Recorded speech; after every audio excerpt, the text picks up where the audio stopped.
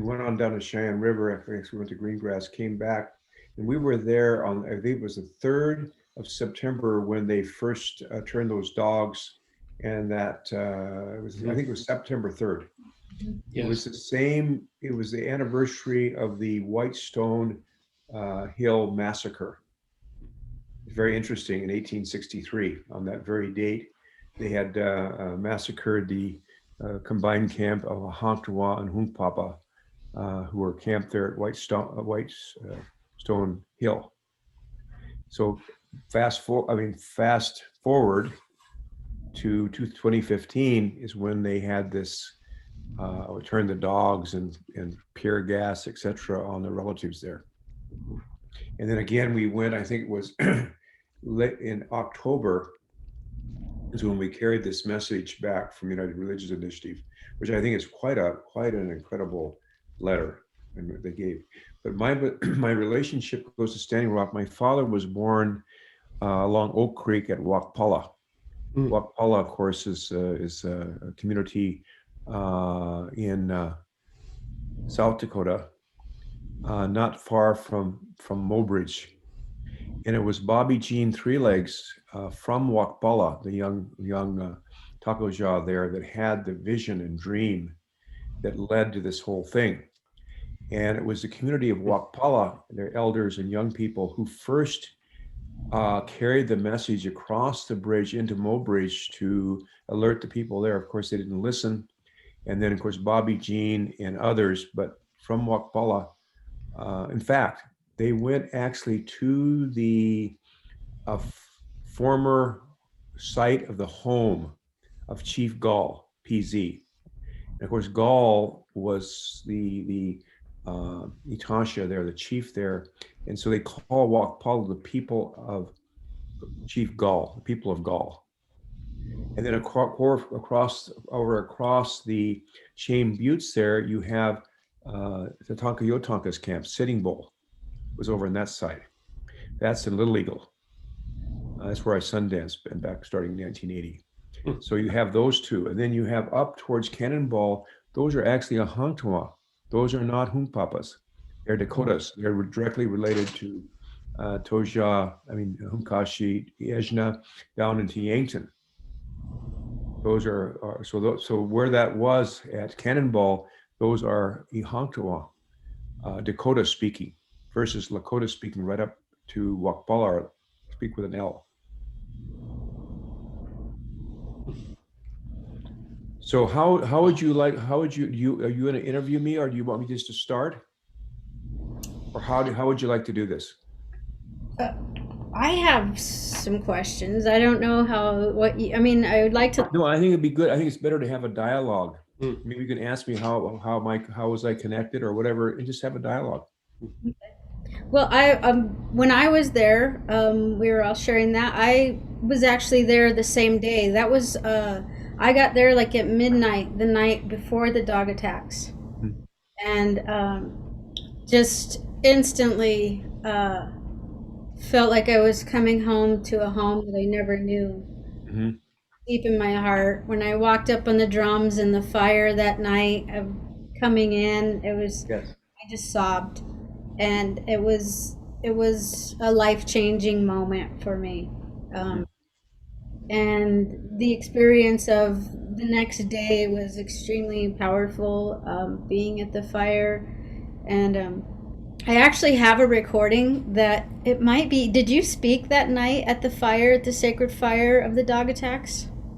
I I believe so.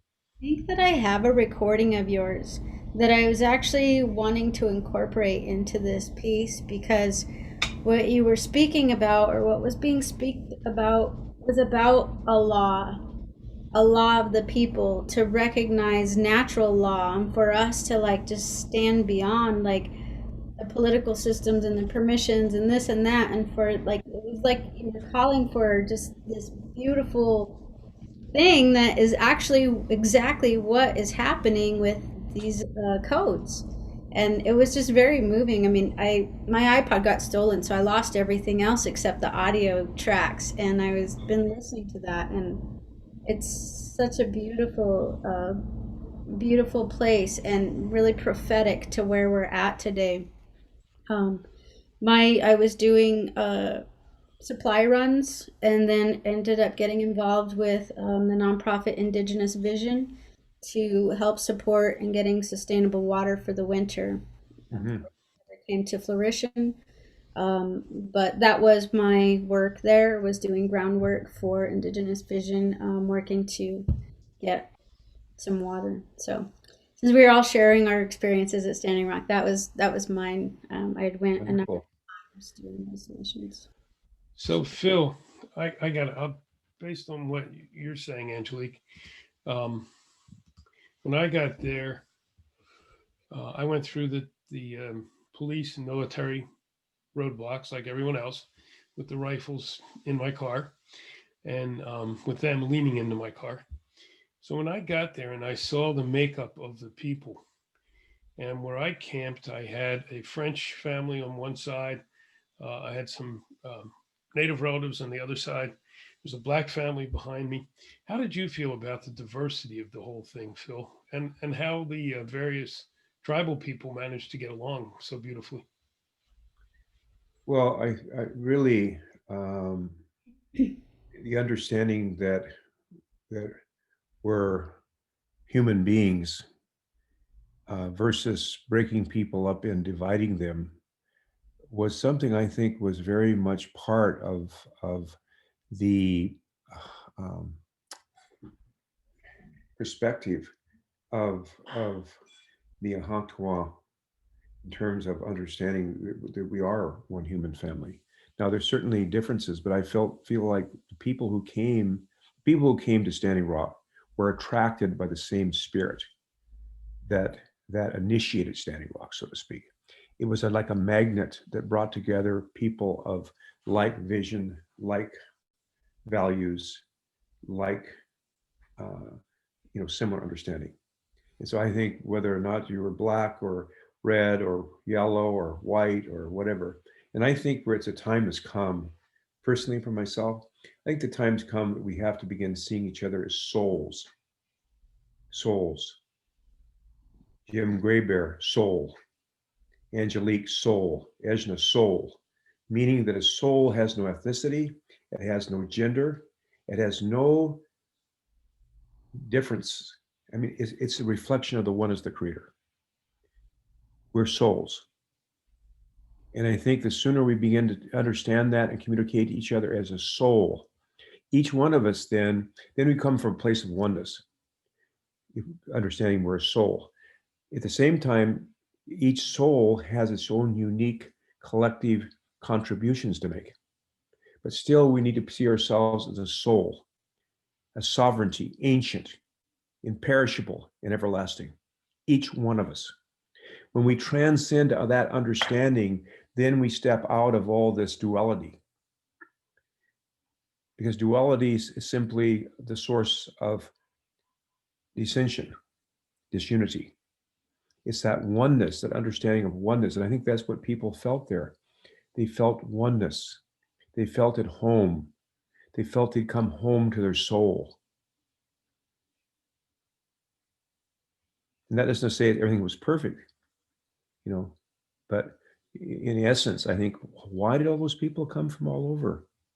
Because it attracted their soul, their spirit. Mm, yeah, great answer.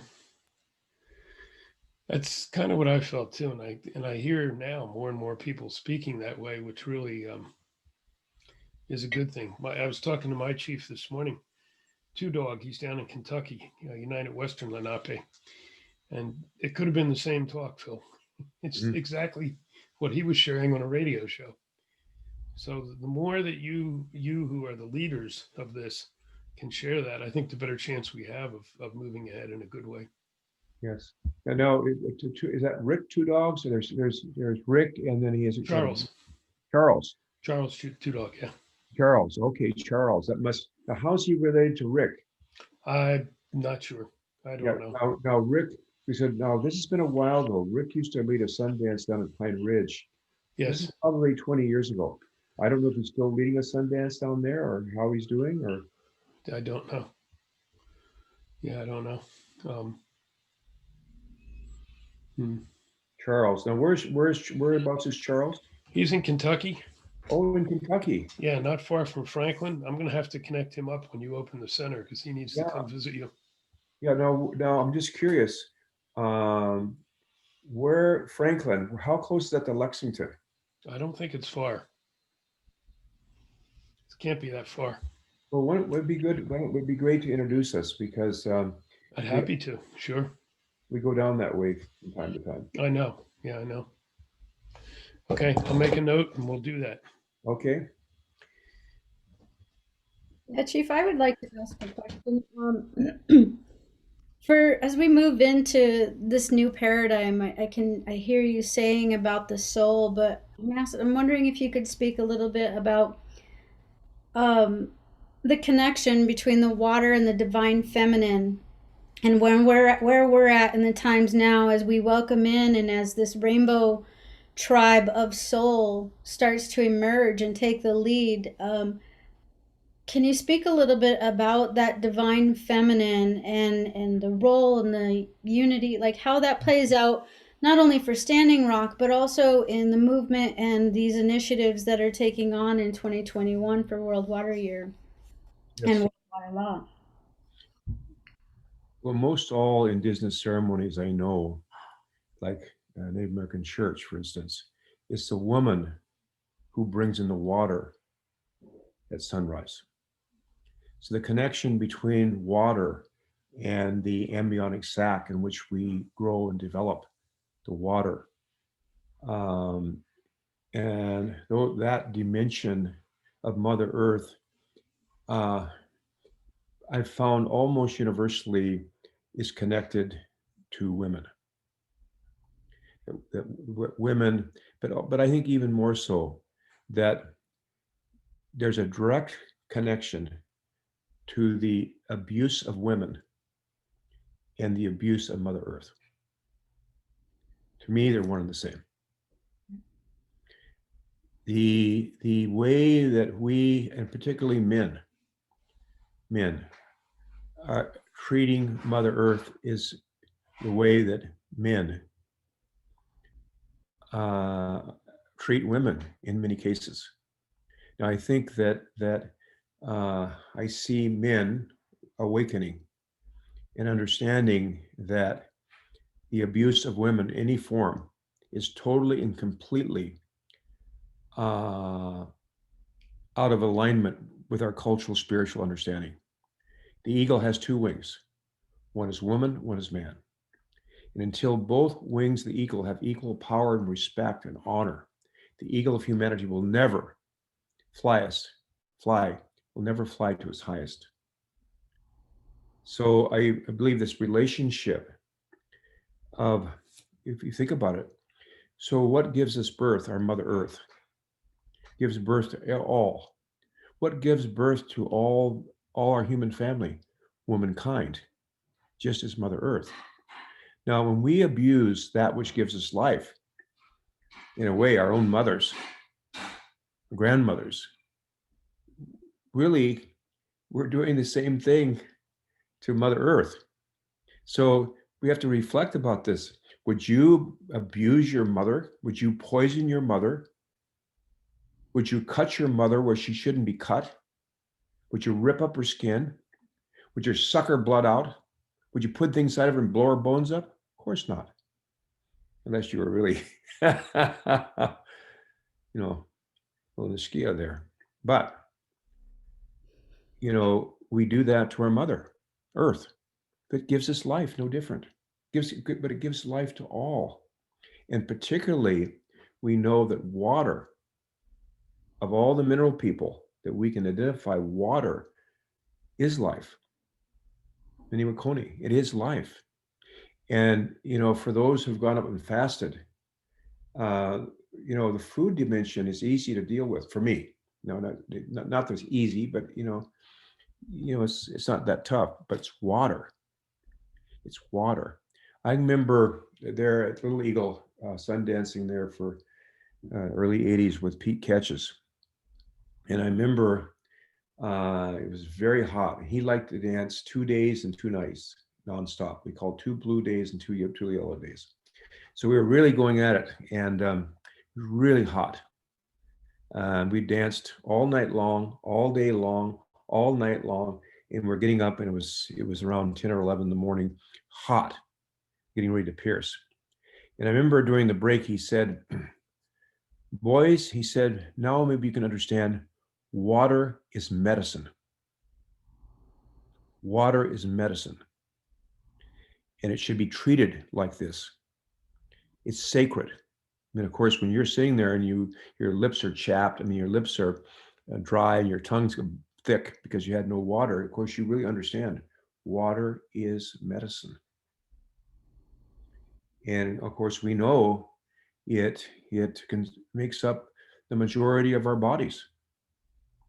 It's from whence we know life emerged from water itself. We came from water. We were born from water.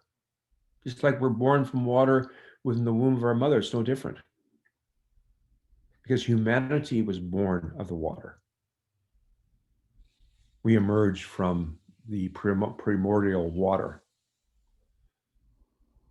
And I remember I have this one brother who shared with me this perspective, actually a Cherokee perspective, and I really like it. It says, even our physical being is like water. Like, for instance, if I look here, my legs give me strength. My legs here, you might say that's the earth. And above the earth is the water. And above the water is the wind. And above that is the fire.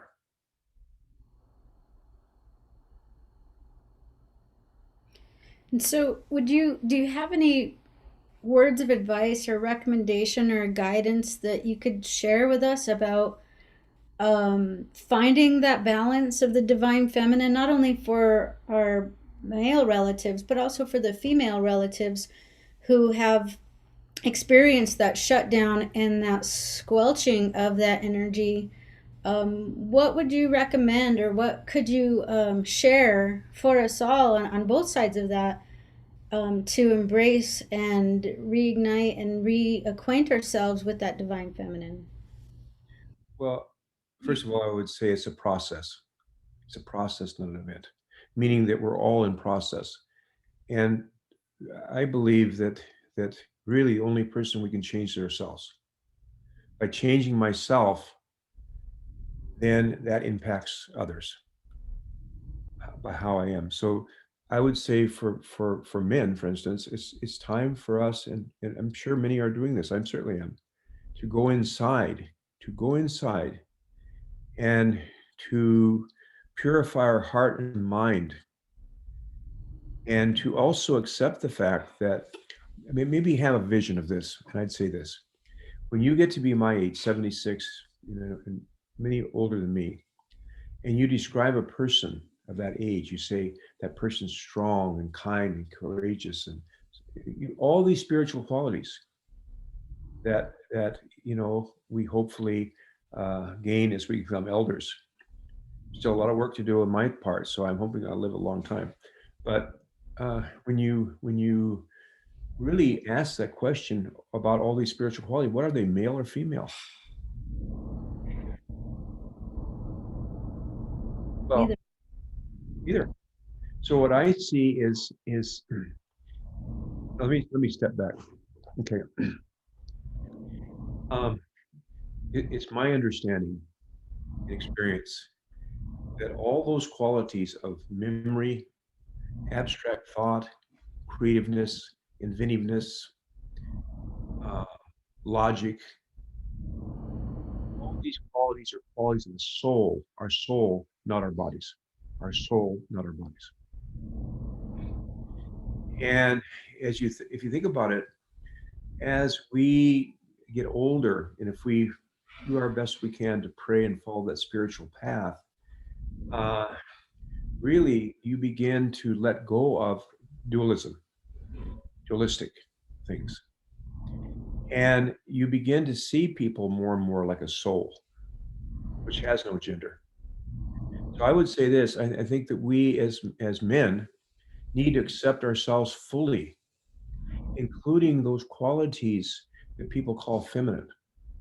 Really, they're human spiritual qualities. And I think the interaction between us as men and women, or however you people feel about that, whatever this interaction, helps us all to understand these various qualities and see them in ourselves. If somebody else did not have them to reflect to me, how would I know them?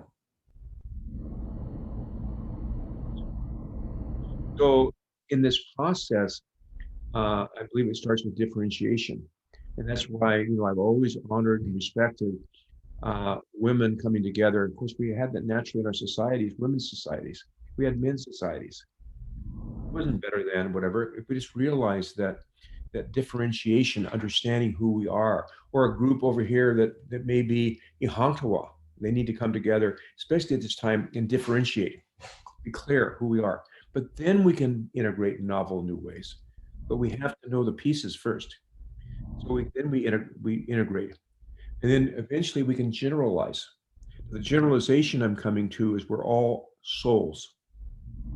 We start off with the differentiation. Of my part, I'm a Hangtua, I'm Chickasaw, I got some French and English, these images. Then the next step is how does that all fit together? But unless I define clearly who I am and know my own identity, like my father told me always, he said, son, always know where you're coming from. Always know where you're going. Most of all, know who you're traveling with. Know who you're traveling with. So that's what I would say that first of all, to accept that we as men are unbalanced in this world today. It's a fact. I mean, look what's going on. It cut out on my end. I don't know if it cut out on everybody else's. No, that was I fine. didn't hear the word. No, what I was saying is we have to accept the fact as men that we're really unbalanced. Look at what's going on in the world today. And exactly what's happening is a result of my generation and other older generations. We're the architects of this, whether we did anything or didn't do anything, and we can see it's unbalanced. We can see the qualities of kindness and compassion and nurturing and sensitivity. It needs to increase dramatically in this world we live in. So these ideas of we see lots of that. I mean, we see this heartless greed that's left just in this last few months 250 million human beings going into extreme poverty, let alone all the ones that are already there. And it's continuing. And it's going to get worse because of the fact that the compassion and the feelings of compassion and kindness and generosity, not that, by the way, that not that all men are absent of these qualities, but we certainly have been the greatest influencers on where we find ourselves at this point in history. Now, there's another side of this too, which I think womankind uh, may reflect on. That's it. Who are the first educators of the child? From the very womb, from the time of conception, the mother is. And so we've got to ask ourselves, how is it that a society um, raises their sons to die in war, that raises their sons to have that thing to kill people? Now, it's really interesting. This dear Ate, that my father kind of asked to take me on in terms of my spiritual education, Lionel Quinoa. He shared a lot of really insightful things with me. And one of the things he said that was, of course, now this is just on the high plains, that our greatest act was not killing the enemy, it was touching the enemy. touching the enemy. And so really there was, relative to what was going on in the place of the world, there was relative little killing. He said that if you kill somebody, the elders, even if there was somebody who was an enemy, quote unquote, they'd ask you, why did you take this person's soul? Why did you do that? And if you were a good shummano, a good horse thief, it wasn't how many horses you brought back. It was the fact you brought horses back without hurting anybody. Because when anybody came back and everybody's so closely related in these extended families, the loss of one relative was huge. It impacted everybody. But at the same time, when they discovered that the military they were fighting against didn't honor this, and you can even see there was an attempt at one point where they actually made the coup sticks longer to make up for the bayonets, so they could touch the soldier. But then they realized, and I think that it was Tashuka Wiko Crazy Horse that really realized that they had to really raise their sons to die, because they needed to leave behind this thing that they were not going to give up. And so came this thing, Hokahe, it's a good day to die. And, I think, by the way, I think at that time when they realized, this was Lionel Perry, when they realized we had to change our entire way of warfare because of what we were dealing with. It wasn't the going back and forth, and counting coup and stealing horses. This was about wiping out entire people, killing children, sticking children in bayonets like they did at Sand Creek. I mean, cutting out women's private parts, cutting off men's scrotum sacs and using them as tobacco bags, these kind of things. And they realized then that it was going to have to be all out war. And they knew as well, they could see that the powers they were dealing with materially were overpowering, but they knew they had to leave behind memories for us, history for us to know not to give up, not to surrender until we had to surrender physically. But we never surrendered spiritually, never. And so I think that's a good spot to bring back into Standing Rock, if I can, Phil. Sure. A lot was done there, and it was done with the four colors coming together pretty much, at least everything I saw. When Standing Rock, the protest there on the land, stopped and the pipes went through, many people saw it to be One second, my computer's about ready to run out of battery. Please, just okay. 1 second. I just realized I saw that. If it happens, then that wouldn't be good. Make sure I got that in. Yes, in there. All these little lines up here. Okay, excuse me. Okay, I think I have it. Wait a minute, this is very strange here. 1 second. Okay, here we go. Tech gods. I'm not much of a tech person. I just know if they're plugging in or not plugging in. Yeah. So somehow or another, it's not plugged in. Me too.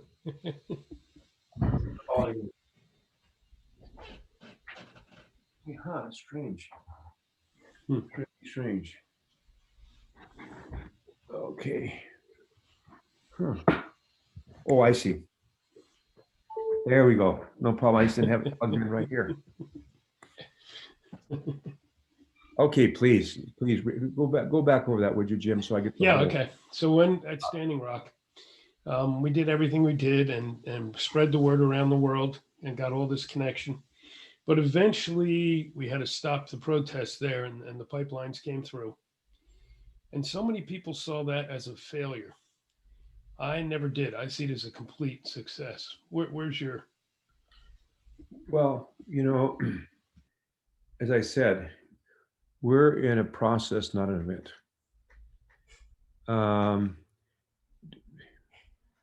What happened there was simply the first step, so to speak, and it's continuing. What was born there, the spirit, and that fact, Mini Wakoni, water sacred, is not ended, just like we can see right here by the world, the water laws, and these things are going, it hasn't ended. It just got it started. But what I think it really symbolizes the fact that our relatives, the human family, were able to come together around something that was precious to all, and that's water.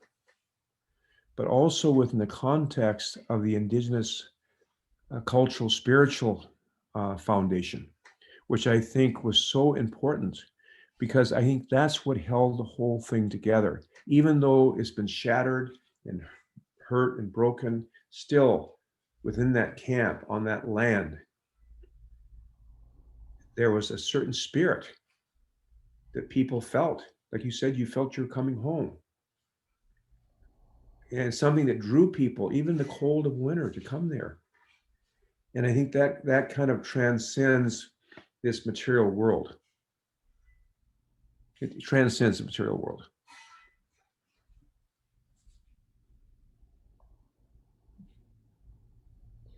Can I ask how did Standing Rock change you? What gifts did it bring for you after witnessing and seeing that convergence of heart? Well, to understand that, go back to the fact to my connection there with Standing Rock, because my father was born there in 1915 in Wakbala, along Oak Creek there, and he grew up there until he was 12, when was my grandmother Ella Deloria sent him on to Haskell Indian School in Lawrence, Kansas, because my grandmother had died from tuberculosis when he was 5, and my grandfather went absent. So that had a great meaning to me. From the time I can remember, we'd make our yearly pilgrimage back to Standing Rock, and then when we could, down to Yankton. But we'd always go there, and first of all, we'd go to the St. Elizabeth's Mission there, where all the cemetery, a lot of relatives there. Every time we stopped there and go and offer tobacco and pray at all those graves. And there's another little cemetery there in Wakpala called St. Bede's. We'd also go there and pray. Now, our direct relatives, so you know kind of Asian and I's connection. My great grandfather's name was Tipi Sapa, Black Lodge, Philip Deloria. And Tipi Sapa was made, there's a recount from my uncle Vine Deloria. I've got a lot of family history and things, but back when he was just 17 is when they inaugurated him as one of their chiefs. And so as a young man, he used to, when they first of all, before Yankton came, first of all, it was Father de Smet that came, so the Catholics got there. And of course, in the treaties, you had no choice. You had to become a Christian. I don't think people realized that there was no choice here. It was against, as you know, until 1978, when they passed the Freedom of Religion Act, to practice our indigenous spirituality. Well, my great grandfather would ride by this Episcopal church, this Anglican church, and of course, the difference between the white robes and black robes was the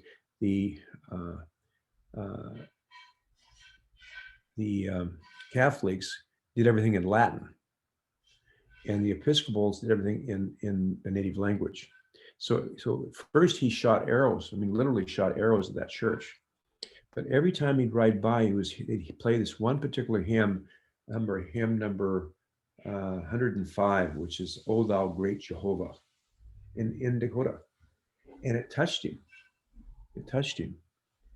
And so he walked in that church in full war regalia. I mean, he had a war, headdress and so forth and so on. And in fact, I'll show you. This is my great grandfather here. This is my great great grandfather. This is the father of there we go. That's the father of Tipi Sapa. And so when he came walking in that church, the minister said, well, he said, in order to become a member of the church, you're going to have to become a humble man and cut your hair and this and that and so forth. And he looked, there was a picture of Jesus, his long hair. And so, in his robes and so forth. So he left. He said, I'm a powerful man. He left. But he came back eventually. He never gave up his chieftainship. In fact, he was there when they negotiated the pipestone. Pipestone belongs to the Yahuntwa. When they negotiated the pipestone agreement in 1895, I think he was kind of representative. Anyway, right in there, he represented. Well, anyway, so what happened was, because he had such a powerful personality and influence, and they were kind of scared of him there at Yankton, the Episcopal Church. They sent him up to Standing Rock in 1890. Now he arrives in Standing Rock in 1890, and you have, of course, Sitting Bull there, who he talked to, by the way, the night before he was assassinated, or killed. I shouldn't say assassinated, but killed by Indian police, which Bullhead was the leader of that Indian police, and for a long time there was a lot of disunity over that. Which probably still to today, people have feelings about that. But people were pressed into that situation. It wasn't that I don't think anybody meant to do this, but it happened. But the night before, he talked to Sitting Bull, and Sitting Bull said that well, he said, if it's to be that I'm going to die like Crazy Horse, well, that's going to be, but I'm not going to surrender. Really, he had nothing to do with what was happening of the ghost dancing. He was just supportive of it, and they weren't doing anything anyway to hurt anybody.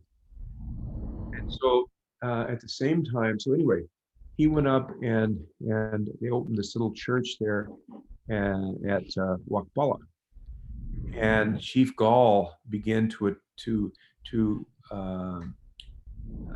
really watch this whole thing, and he began to attend. In fact, there's a really funny story about when Chief Gall first came to the little church they had there, and they say he came walking. Gall was a big man. My grandmother, Martina Sherwood, used to sit. I used to stay in the summer with her at Standing Rock. He said his hands were like this, just boom. And he'd been wounded. He'd been shot several times at Little Bighorn at Greasy Grass. So he had some big bullet holes where bullets had gone through. And she said he's just this big man with so much love. So much love. And in fact, it was, as I shared with you, before they made that first run from Bobby Jean's vision, they ran from his home, where his home had actually been. Well, Gall comes sitting in there. Of course, they had a place right by the fire. It was really cold in the winter, so they put him by the fire.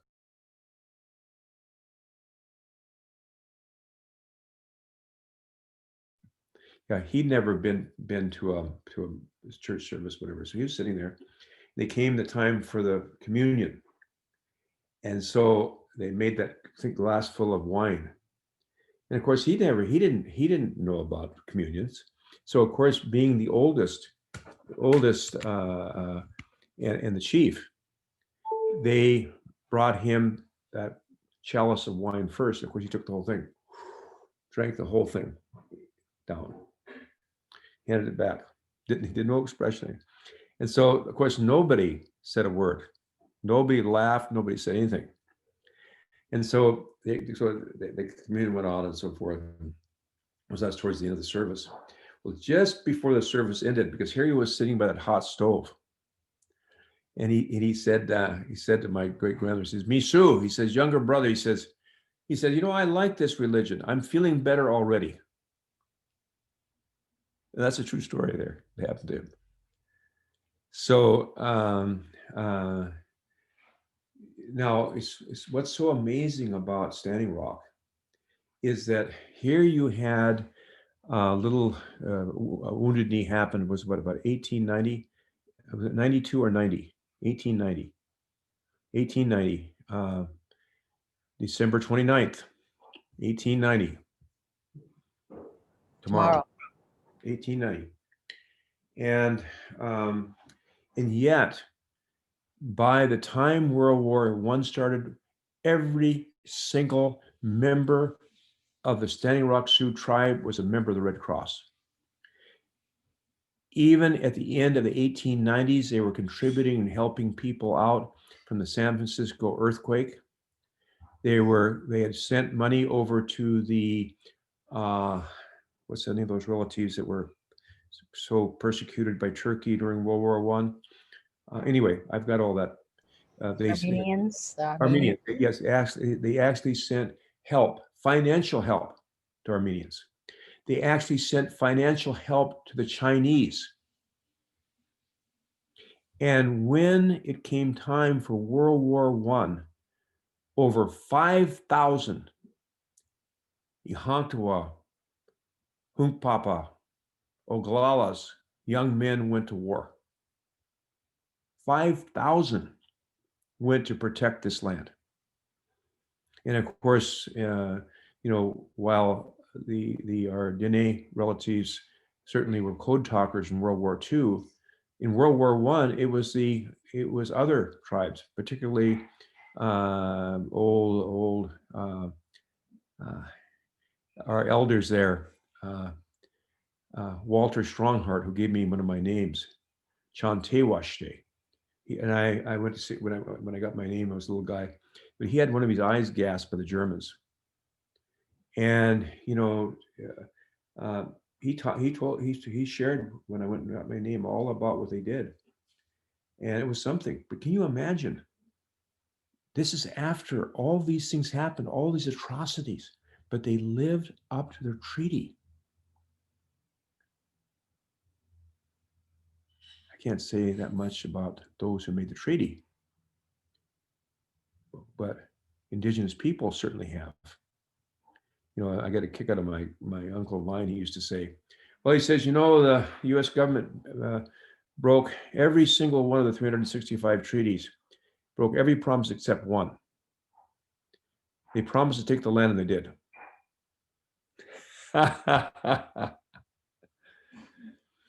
So at the same time, I'm going to add this one more part. I've kind of got me in a roll here. Back in let me get my figures going here. Okay. Back in 1980, I was invited to go down to Rocky Boy Reservation to speak to their graduating high school class, because in those young days, I was all about the environment and so forth and so on, and had a little bit different than had black curly hair, and I always wore a beaded belt buckle, and all that kind of things we did. Everybody kind of responded to the early late 60s and kind of were all going to be Indian. So yeah, I even had new guys that used to bead their glasses. They used to bead their glasses and bead everything, bead everything. And I wanted to grow braids. I got to tell you the truth. I really wanted to grow braids. But doggone, my hair was so curly, it looked like somebody plugged me in an electric light socket. I mean, my braids go like this, and I go like this, I even get some cream kind of, I wanted people to know who I am. And finally, my dad just said, son, he said, some people can wear braids and some can't. He says, you're one of those that can't. He said, in the end, son, it's not going to make any difference, because your braids will end up being little straggly things. He said, it's not important. And it's true. Can you imagine me with braids now? My gosh, I have hardly enough hair just to go this much, let alone braids. And so he says, that's not important. What's important is what's in here. In here. That's what's important. Not what's outside, but what's inside. That part. So anyway, I went to speak at Rocky Boy, and all the elders were pleased. I talked about how we were such great environmentalists and how we treated but I could tell there was one young man in that graduating class that just didn't get what I was saying. So I knew he's going to come and ask me a question. So I waited, of course, after any of our gatherings, we have to eat. That comes with the dinner. Got to eat. So after we were eating, and he came to me, he said, he said, Phil, he said, I listened to everything you had to say today, how great we were, how we loved our elders and this and that. And so how we raised children, didn't hit children, all these kind of things. He says, he said, I heard all that, but I got one question to ask you. If we love the Creator so much, and we were so loyal to the Creator and so took care of everything that was that was the Creator's, then why did He punish us? Why did God punish us? That's what I want to know. Why did God punish us? Well, of course, I listened to the elders enough by that time to realize and say, well, he said, I said, that's a very good question. I have to go pray about it. I have to go, kind of like, but I didn't know the answer. But I was going up to fast up at Bear Butte before I sundanced there at Standing Rock. And so I thought, well, I'm going to go up and I'm going to really ask about this question. And I'm going to ask also why did I receive my particular names I have given. And as I prayed there at Bear Butte, and we go without food and water, then I began to understand, and all of a sudden it hit me, bam, like that. And I thought about, when we go in the Anikaka, the sweat lodge to renew a nipi, renew a new breath of life. When we go in there, if we hold strong, even if it's really hot, we keep praying, we come out of there, we're different.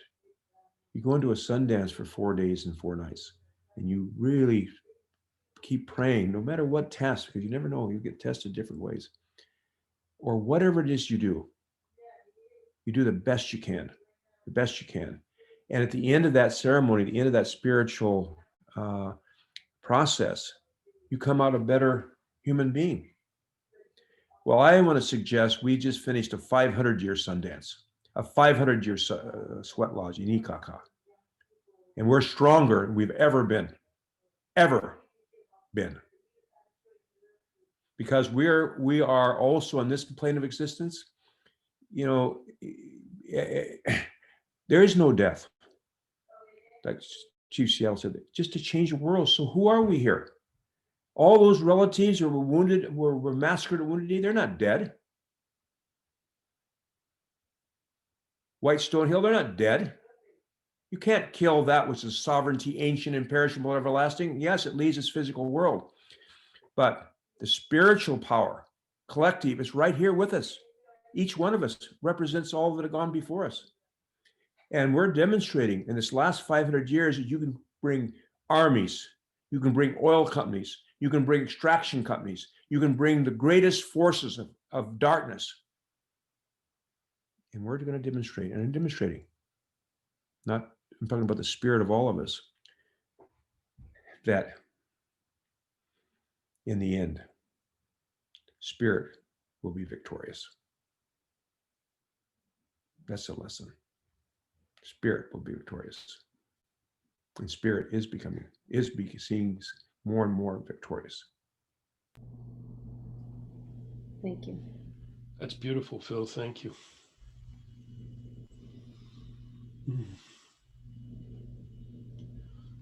Any finishing pieces, Angelique? Well, I would like to ask, as we move forward, if there were 3 things that you could pull, qualities or whatever, anything you would like, 3 things that you would like to really inculcate into this initiative as we move forward, now that we're out of the sweat lodge, now that we're feeling fortified and strong. What are the foundations of Standing Rock that you would like to see brought into this new space of the Rainbow Nation? Well, I think if you look at the foundation of the incredible indigenous peoples of Standing Rock, that have found at the very foundation spiritual values of kindness, compassion, generosity, dedication, courage. Everything's there. But that's the same foundation that we all have. And if we're coming from that position, I'm a Standing Rock right here. if I'm coming from that position of kindness, compassion, strength, courage, justice, I'm standing right here in Standing Rock, the same place you're standing, the same place all of us are standing. Because the center of the universe is everywhere.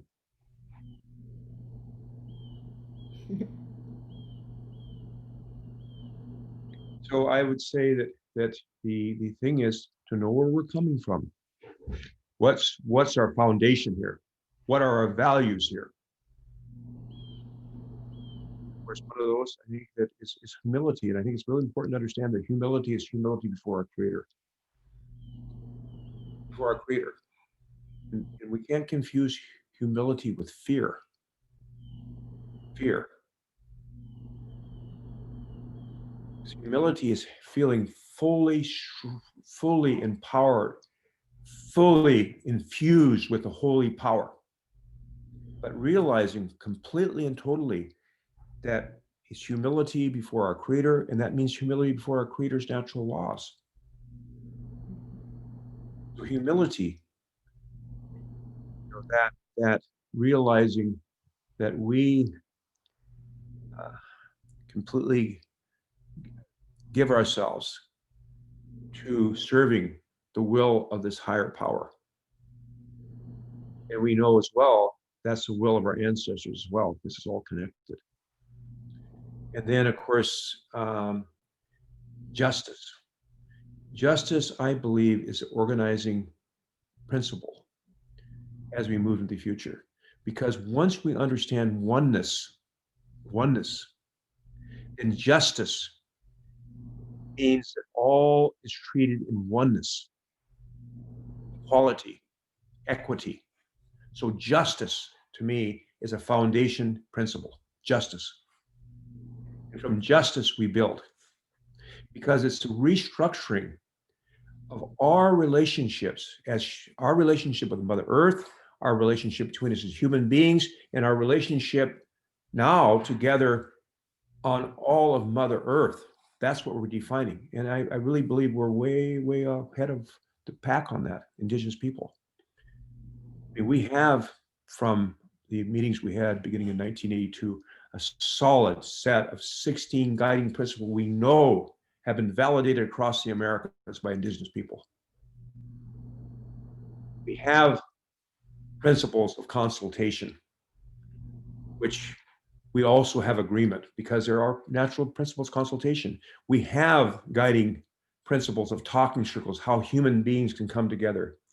We began in 2009 to forge the treaty, International Treaty to Protect and Restore Mother Earth, which was signed on April 22nd, 2016.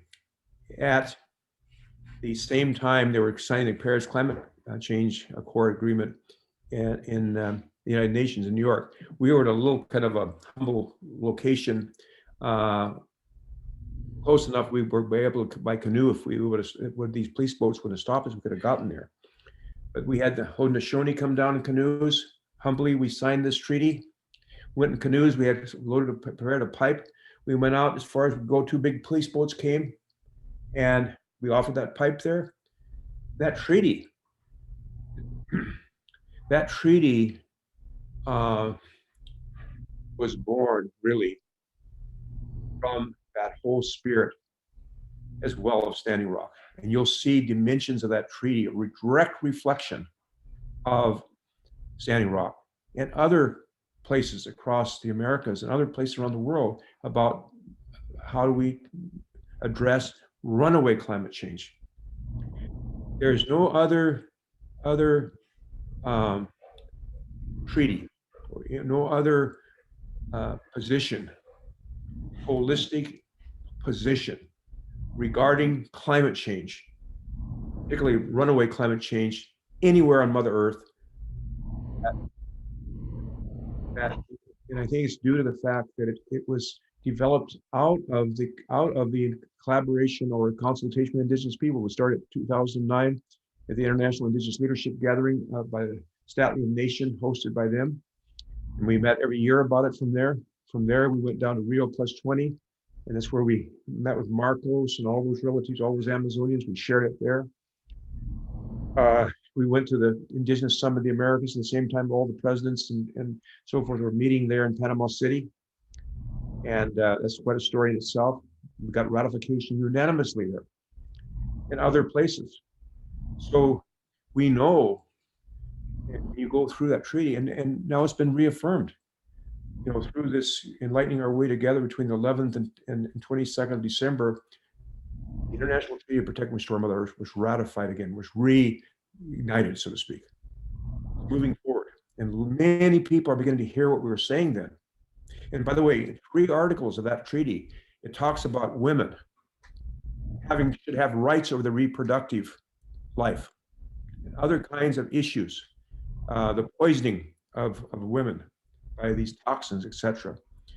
So it's really powerful, but it came from consultation, which, by the way, was finalized over at the Paris climate change meetings in December 2015. And we came together at a place called the Chateau Millamont, and we had all these relatives come, Faith Fadiga was there, Mona Polacco was there. There's whole numbers of young people, Reuben George, and all these young people, and John Liu, who's a great scientist, and Rex Weiler, many relatives from Europe, from Hawaii, and so forth. And we took this report we had, The Critical State of Mother Earth, that Rex Weiler and I put together. And it's when you read this, you see wow, we're so consumed with this partisan political bickering. We're missing something going on here. This environmental thing is going down. Thank God, at a certain level, this coronavirus came along, because we are plunging right over the edge to climate change. Slowed things down, but we're still moving that way. And if you think it's going to be business as usual after these vaccines or whatever, I'll tell you, then we're going to jump clear off the cliff. So that was confirmed. So that's sitting there. It's right there. This is from indigenous people from across the Americas. It was signed there in New York City by indigenous representatives across the Americas, but also, interestingly, Indonesia. Now, of course, it's continued to grow and expand and so forth. So that's one dimension. I think the other thing that's very significant in terms of the spirit of Standing Rock and the sharing and the whole different way of being with one another. I think that's one of the things there, being with one another. People are able to come and be with each other in a different way than they've been able to do in this other colonial context, colonial structures we live in. But I think that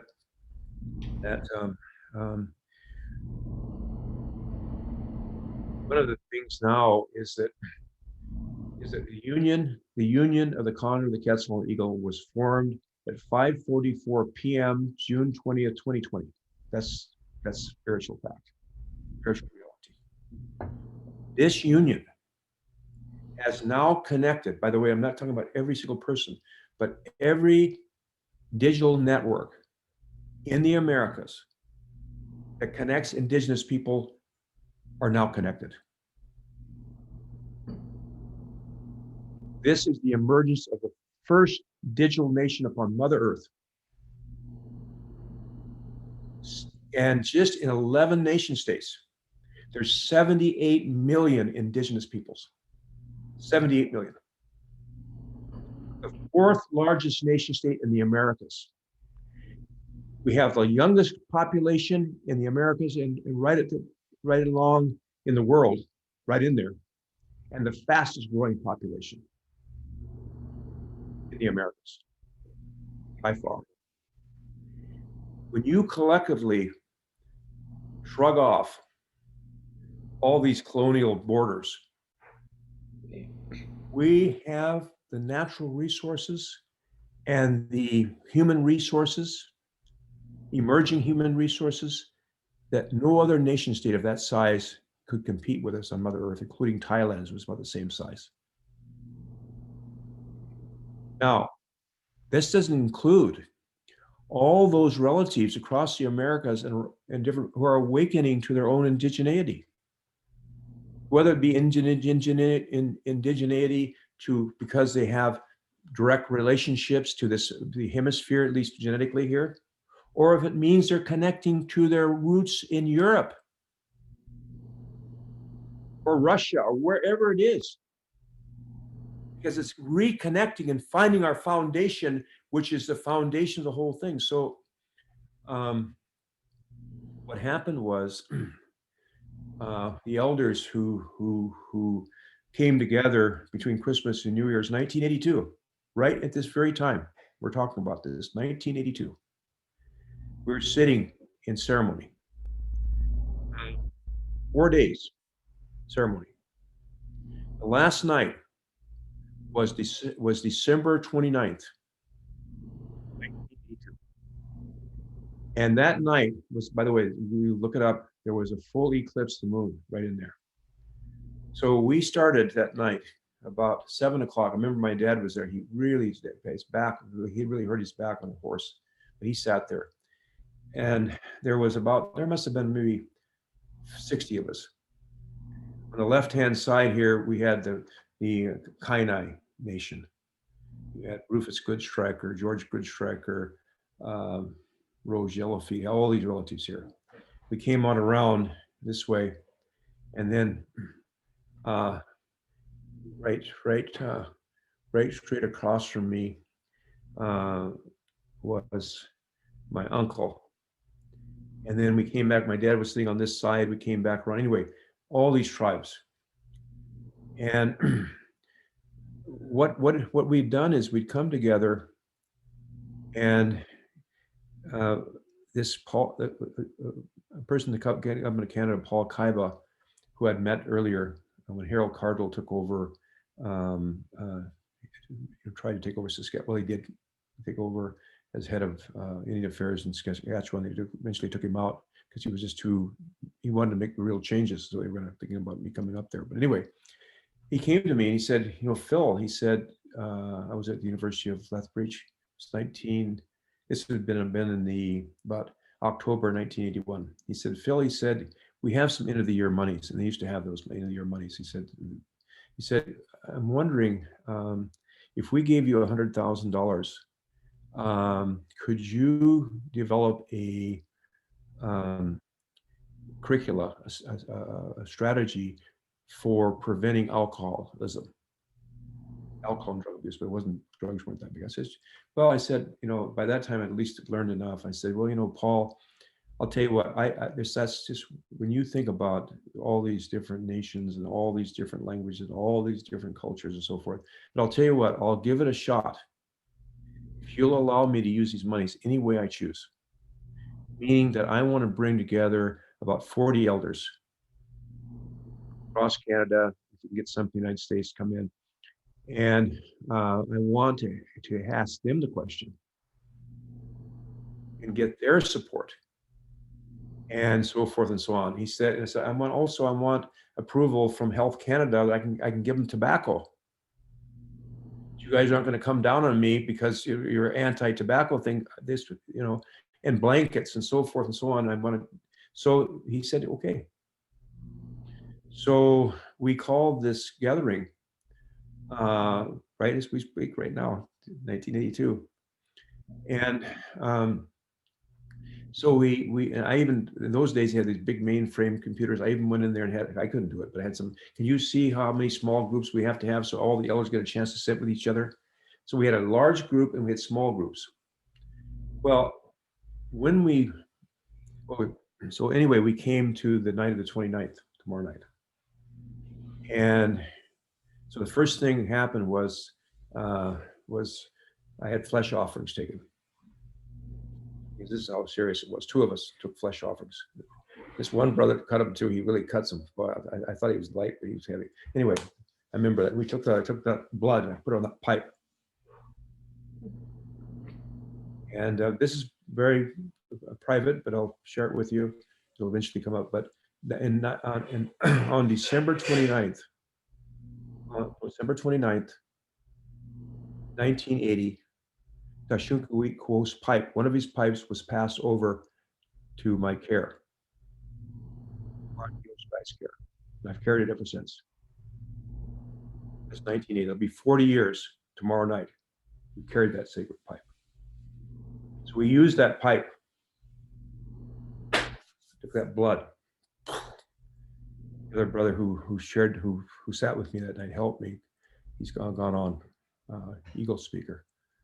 So we started those prayers, songs all night until the sun rose on the 30th December. And what we did was by doing this, we drove our stake in the ground. We said, from here, we shall not surrender. We shall go forward until these visions that our elders have given us are fulfilled. And it's really interesting. When we distilled what all those 40 elders shared with us, it came down to something very simple, but profound, powerful. They said this. They said, this universe we live in is organized according to certain natural laws. These physical and spiritual laws are inseparably connected. Separately. So it's easy to understand the physical laws. If you jump off a 10-story building on your head, you're gonna get a headache. You drink a great big glass of arsenic, you get a stomachache. You drive 100 miles an hour into a concrete wall, you're gonna get smashed up. There are natural physical laws. But at the foundation of these are the spiritual laws, which, by the way, can influence the physical realm of existence, because the physical realm of existence emerges from the spiritual realm. They said those natural spiritual laws, if you follow those laws, those guiding principles, you will be victorious. You will be. And so they gave us 4. The first one they shared with was development comes from within. Others can help and assist, but it must emerge from the individual, the family, the community, the tribe, the nation, in the world, so to speak. Development comes from within. The second one they gave us was no vision, no development. Developing people need a vision of possibility. And by the way, from my perspective, the most powerful vision we can give to anywhere is our own self, as it reflects the Creator. Better than any book, any video, whatever. That's what children relate to most. And then they said that no participation, no development. Everybody, you've got it from the youngest child, the oldest elder, everybody's going to be part of it. Inclusion.